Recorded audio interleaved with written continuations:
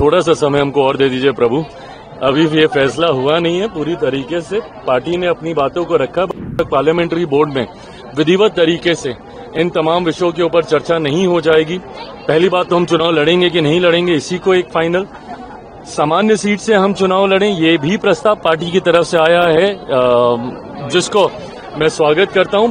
But ये तमाम फैसले मुझे लगता है अंतोगत्वा पार्लियामेंट्री बोर्ड की बैठक के बाद ही होंगे। ये लोग ना सिर्फ बहाने ढूंढते हैं कि कैसे अपनी हार के ऊपर लीपापोती की जा सके। इसको एक विधिवत शुरुआत मान ले, शंखनाद मान ले। विधानसभा चुनाव को लेकर आने वाले दिनों में पार्टी लगभग 7-8 और ऐसे कार्यक्रम आयोजित करेगी। इसकी सोच 4-5 जिलों का एक समूह बनाकर उस जिले में संगठन के माध्यम से एक बड़ी सभा करना है। इस बार हम लोगों ने शाहबाद के इलाके में पहला ये कार्यक्रम जिससे हम लोगों ने शुरुआत की है, जिसमें आरा, बक्सर, औरंगाबाद, आपका कैमूर, इन तमाम जिलों को मिलाकर हम लोग ये कार्यक्रम कर रहे हैं। उम्मीद करता हूं कि ये शुरुआत है और आने वाले दिनों में लगभग 7-8 और ऐसे बड़े कार्यक्रम होंगे जिससे हम अपनी डबल इंजन की सरकार की बातें जनता तक पहुंचा सकें। बिहार फर्स्ट, बिहारी फर्स्ट की सोच को हम लोग जनता तक पहुंचा सकें, ताकि 2025 बिहार विधानसभा चुनाव परिणाम में जो जीत एनडीए गठबंधन को मिलने जा रही है, उस जीत के मार्जिन को हम लोग और बड़ा कर सकें।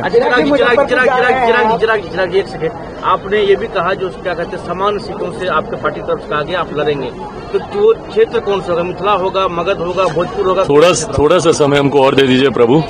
अभी भी ये फैसला हुआ नहीं है पूरी तरीके से। पार्टी ने अपनी बातों को रखा। बट जब तक पार्लियामेंट्री बोर्ड में विधिवत तरीके से इन तमाम विषयों के ऊपर चर्चा नहीं हो जाएगी, पहली बात तो हम चुनाव लड़ेंगे कि नहीं लड़ेंगे, इसी को एक फाइनल।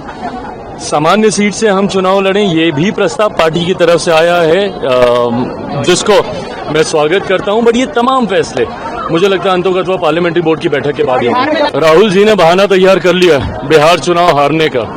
दिक्कत यही है इनमें, ये लोग ना सिर्फ बहाने ढूंढते हैं कि कैसे अपनी हार के ऊपर लीपापोती की जा सके।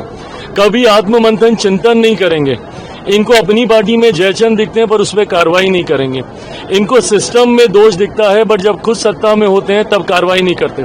हर कॉन्स्टिट्यूशनल पोस्ट के ऊपर ये सवाल उठाएंगे पर ये भूल जाते हैं कि सीबीआई को पहली बार तोता जब कहा गया था तो उस वक्त यूपीए की ही सरकार थी, इन्हीं के नेतृत्व वाली सरकार थी। आज इनको हर सिस्टम इनको गलत दिखता है। पहले बहाना क्या होता था? EVM EVM EVM. अब हो गया डन एंड डस्टेड। अब नया बहाना क्या ढूंढना है? जो महाराष्ट्र से इन्होंने शुरू किया कि भाई नए वोटर जोड़ लेते हैं, ये कर लेते हैं, वो कर लेते हैं। कब तक आप बहाने ढूंढिएगा? जरूरी है आत्ममंथन करने की। जनता क्यों आपको नकार रही है? क्यों आपके गठबंधन हार रहे हैं? दिल्ली में आपके गठबंधन की सरकार चली गई और इनको पता है कि महाराष्ट्र के बाद अब बिहार में भी उतनी ही बड़ी हार की ओर इनका तथाकथित अब पता नहीं महागठबंधन है, इंडिया अलायंस है, जो भी है, ये लोग अग्रसर हो रहे हैं। बिहार के बाद ये लोग बंगाल भी हारेंगे, असम भी हारेंगे। उसके लिए बहाना और लिखित रूप में काफी विस्तृत बहाना आज के एक अखबार में राहुल जी के द्वारा दिया गया।